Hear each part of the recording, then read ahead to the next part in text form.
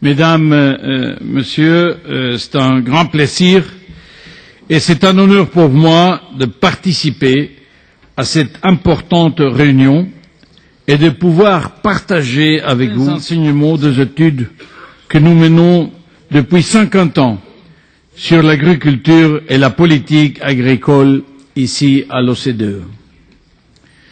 Cette réunion intervient à un moment crucial.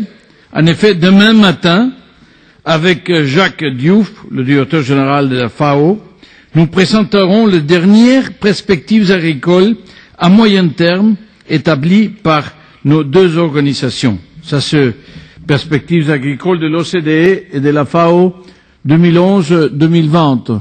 Et demain, vous l'aurez aussi disponible pour vous tous, aussi que synthèse en 6 ou 7 langues pour que vous pouvez profiter et pour les ministres, pour les fonctionnaires de haut niveau, seulement pour vous ouvrir l'appétit pour après lire la chose complète. Ce sont des projections à 10 ans et ça prend un peu de courage pour faire des projections à 10 ans, pas seulement sur la production mais aussi sur le prix. Et c'est précisément une question de laquelle on parlera un peu plus dans certains moments. Et dans une semaine, les ministres de l'agriculture des pays G20 se réuniront pour examiner la question essentielle de la volatilité des prix et de la sécurité alimentaire. Ils adopteront aussi un plan d'action en vue de réduire cette volatilité et aider ceux qui en pâtissent le plus. Je note avec fierté que l'OCDE, à nouveau en partenariat étroit avec la FAO, a coordonné la préparation d'un rapport d'ensemble qui sera examiné à la réunion de G20. Vous connaissez le rapport Price Volatility in Food and Agricultural Markets, Policy Responses. Ça veut dire qu'aujourd'hui, le président Sarkozy nous a posé plusieurs questions. Alors, ce que j'essayerai de faire à la fin du premier jour de travaux, c'est peut-être de vous proposer certaines solutions aux questions qu'il nous a posées. Le rapport met à profit nos compétences et celles de 8 autres organisations internationales qui ont toutes une connaissance approfondie des différents aspects de développement de l'agriculture et de l'alimentation. Son élaboration a donné lieu à une collaboration sans précédent entre organisations internationales, à la mesure du défi auquel nous nous sommes confrontés, qui a débouché sur un ensemble complet de recommandations à l'intention du G20. C'est la FAO, la IFAD, le Fonds monétaire international, l'OCDE même naturellement, la CNUSED, le Programme mondial pour l'alimentation, la Banque mondiale, la OMC, IFPRI et aussi le groupe des Nations Unies haut niveau sur la question de la sécurité alimentaire. 10 institutions et c'était rédigé et proposé par l'OCDE et la FAO en étroite collaboration. Now I will change into English. While tomorrow Demain, nous présenterons en détail les perspectives à moyen terme et je puis vous dire que nos projections confirment ce que nous constatons depuis un certain temps déjà, c'est-à-dire un renversement du déclin des prix réels des produits de base agricoles. Il y a eu un pic en 2010, mais il y a eu par ailleurs une chute depuis des décennies. Les prix des produits agricoles au cours de la prochaine décennie risquent d'être beaucoup plus élevés que ceux de la dernière décennie. Je parle des prix en termes réels. Mais il y a un risque significatif que la volatilité demeure un facteur perturbant. La demande, en effet, augmente rapidement et l'approvisionnement a des difficultés à suivre. Les stocks, par ailleurs, sont bas et resteront bas pendant à court terme. Dans ce contexte, les chocs climatiques, les prix de l'énergie, les taux de change, les mesures de restriction aux exportations prises par les gouvernements et d'autres incidents peuvent amener à des modifications importantes des prix. Et il est donc probable que nous allons continuer à voir des incidents, voire des accidents, comme diraient certains, dus à la volatilité des prix à l'avenir. Vous connaissez bien le problème, mais j'aimerais vous dire quelques mots des solutions que nous proposons. Vous, agriculteurs du monde entier, avez les clés de la solution durable. Et c'est la raison pour laquelle l'OCDE, avec d'autres organisations internationales, avons donné la priorité dans nos recommandations au G20 à la nécessité d'entreprendre des actions globales afin de renforcer la productivité, la durabilité et la résilience à long terme du système agricole et alimentaire du monde. Fin de citation. Il nous faut davantage d'investissements dans l'agriculture, tout particulièrement dans les pays en développement. Tout au long de l'histoire, les agriculteurs ont montré leur capacité à s'adapter à toutes les nouvelles circonstances, à adopter de nouvelles méthodes et de nouvelles technologies et à relever le défi de la fourniture d'aliments. Depuis 1960, en effet, la production de céréales a été multipliée par 2, la production de fruits et légumes par 3.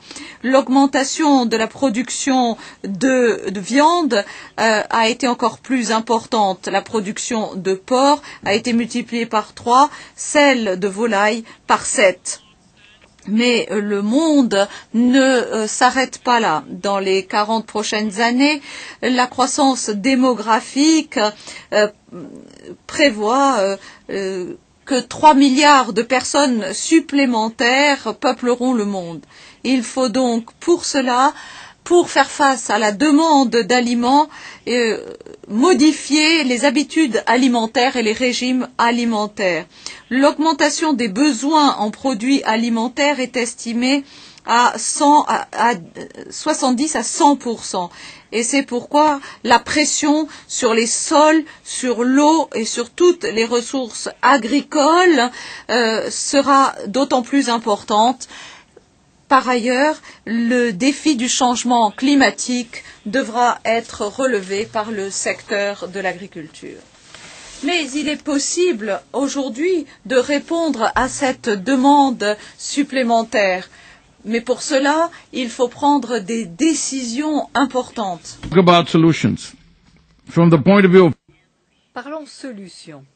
Du point de vue des agriculteurs, les prix élevés et l'accroissement de la demande sont une opportunité bienvenue, un signal d'augmenter la production. Et il faut faire en sorte que ces marchés qui s'ouvrent soient ouverts et soient ouverts à des fournisseurs concurrentiels partout dans le monde.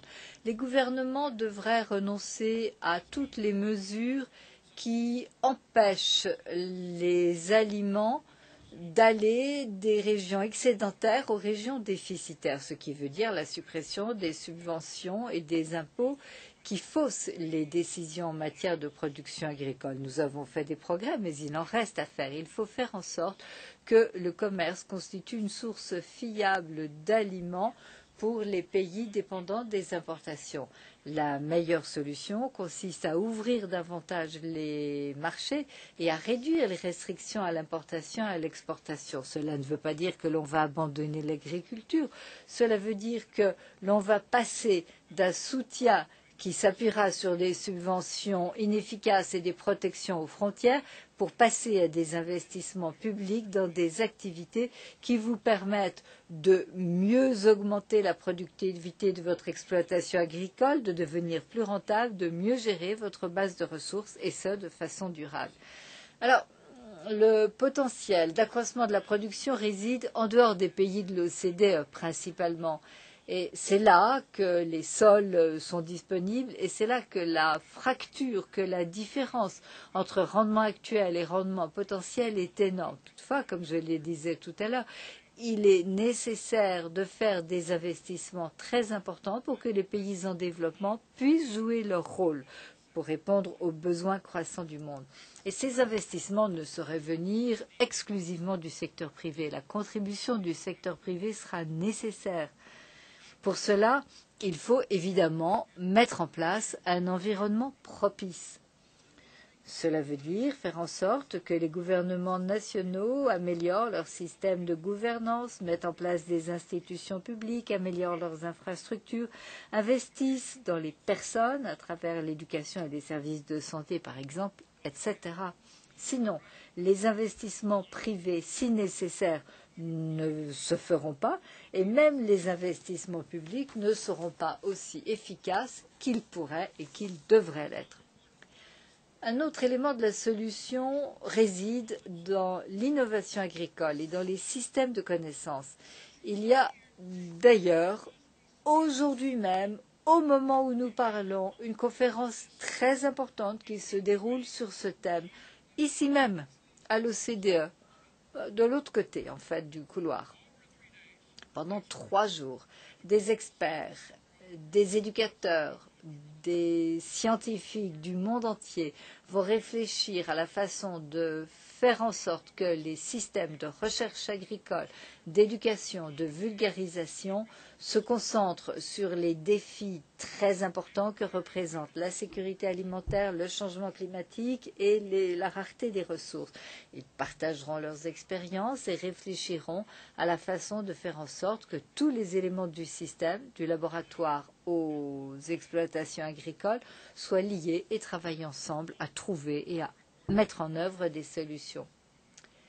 Le rapport des organisations internationales, celui que je vous montrais il y a quelques instants, donne des priorités à l'innovation et à la recherche. Il considère qu'il faut particulièrement s'attacher aux besoins des petits exploitants et des femmes agricultrices. Pour que les marchés fonctionnent bien, il faut que l'information circule.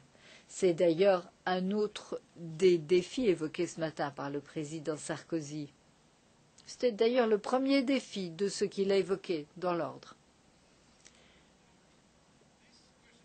Alors, cette question de la circulation de l'information,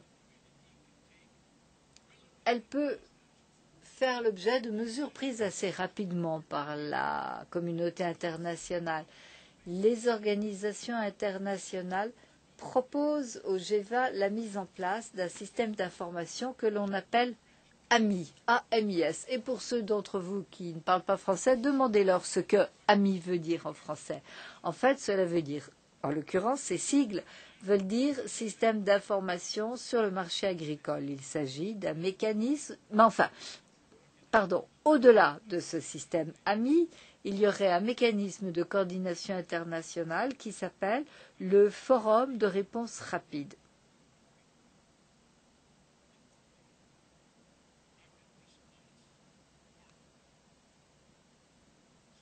Donc, ce forum de réponse rapide, c'est ce à quoi M. Sarkozy a fait allusion en disant, une fois que l'on a identifié un problème, comment prendre des mesures préventives dans un premier temps et comment déterminer par la suite s'il y a crise ou non.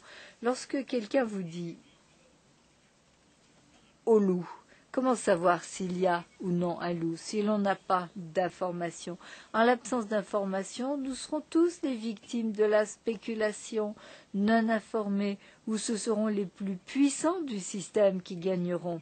Alors que si nous savons ce qui se passe, si nous sommes en mesure de dire non, il n'y a pas de problème, il y a peut-être une pénurie locale que l'on peut régler, mais ce n'est pas à cause de cette pénurie locale que l'on va prendre le risque de créer des famines. À ce moment-là, les marchés se calment et l'on fait ce qu'il y a lieu de faire. Mais cela implique des réactions rapides, des réponses rapides. si les systèmes d'alerte précoce ne fonctionnent pas très bien ou s'il y a quelque chose de totalement imprévu qui survient. Alors, donc, AMIS et le forum de réponse rapide, A2, vont permettre d'améliorer la transparence, l'état de préparation et permettront au gouvernement de prendre les décisions appropriées sur les mesures à prendre en réponse à une crise menaçante. Et ce qu'il y a d'encore mieux, c'est que les gouvernements pourront agir avant que la situation grave devienne une crise. Comment faire un filet de sécurité en faisant en sorte de n'en avoir jamais besoin. Alors, de meilleures informations sur les marchés physiques permettra de faire en sorte que les marchés à terme fonctionnent mieux également. Alors, je ne vais pas débattre ici de la mesure dans laquelle la spéculation affecte la volatilité des prix. Mais je dirais que si les fondamentaux sont erronés, il y aura certainement plus de spéculation. Demande, investissement, technologie, eau, etc. Si les fondamentaux sont corrects, il y aura moins de place pour la spéculation. Quoi qu'il en soit, je voudrais dire que dans un environnement réglementaire approprié qui permettrait d'améliorer la transparence des transactions, eh bien, on pourrait faire en sorte que ces marchés fonctionnent de la façon dont ils sont censés marcher, c'est-à-dire à votre service, plutôt que de créer cette espèce de volatilité excessive. La volatilité, on pourrait dire que c'est comme le cholestérol. Il y a la bonne et la mauvaise volatilité, comme il y a le bon et le mauvais cholestérol. La bonne volatilité, c'est parce que parfois il y a des changements de prix, ce qui permet aux gens de prendre des mesures. Mais la mauvaise volatilité, c'est celle qui est le fruit exclusif de la spéculation. Lorsque l'offre et la demande ne correspondent pas, lorsqu'il y a une demande supérieure, pour des raisons de régime, de pouvoir d'achat, de croissance démographique, et que l'offre ne répond pas à la demande, les prix vont monter nécessairement. Si là-dessus vient s'ajouter une catastrophe naturelle, les prix montent. Et puis si là-dessus viennent s'ajouter de mauvaises politiques ou de mauvaises décisions prises par les gouvernements faute d'informations, les prix vont encore augmenter. Mais la véritable question, c'est la suivante.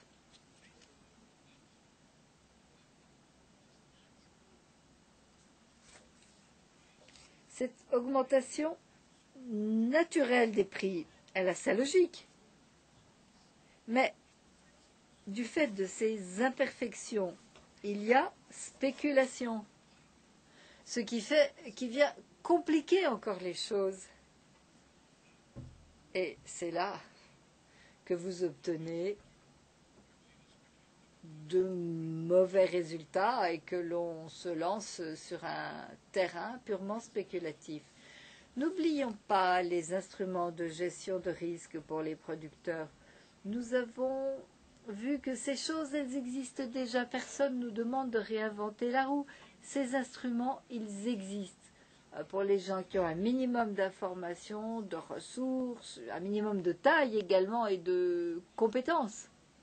Alors, la question qui se pose est la suivante. Comment mettre ces instruments à la disposition d'un plus grand nombre d'agriculteurs de par le monde pour qu'eux aussi puissent bénéficier de ces instruments qui assurent stabilité, prévisibilité des cultures, des prix, de la production. Alors, il faut que les agriculteurs puissent avoir accès à toute une série d'outils de gestion du risque. Et il est certain que tous les agriculteurs ne sont pas dans la même situation. Mais sans entrer dans les détails, parmi les recommandations que nous avons faites au G20, on trouve un certain nombre de propositions concrètes. Maintenant, je vais repasser au français. Et c'est une bonne nouvelle pour vous. Cela veut dire que je suis parvenue quasiment à la conclusion de mon discours. Juste titre intitulé votre conférence « Défis alimentaires ». Les agriculteurs du monde prennent la parole. Si un accident climatique ou un choc d'une autre nature se produit alors que la situation sur le marché est déjà attendue, des fortes fluctuations des prix peuvent survenir, comme nous l'avons vu ces dernières années. La seule solution viable et durable réside dans l'accroissement de la productivité et la résilience du secteur agricole lui-même. Les progrès accomplis au cours des décennies précédentes, vos progrès, sont impressionnants. Il ne fait aucun doute, à mes yeux, qu'il est possible de relever les nouveaux défis auxquels nous sommes confrontés. Il est du devoir des gouvernements et de la communauté internationale de créer les conditions qui vous permettront de vous montrer à la hauteur des enjeux. Cela suppose mettre en place les institutions qui s'imposent, de même que les infrastructures, les dispositifs de recherche-développement et les autres outils indispensables. Une fois cette tâche accomplie, les investissements nécessaires suivront. Je vous remercie de votre attention et j'espère que la suite de votre conférence consacrée aux thèmes cruciaux du changement climatique, de la durabilité, des enjeux fonciers répondra à vos attentes. Merci beaucoup.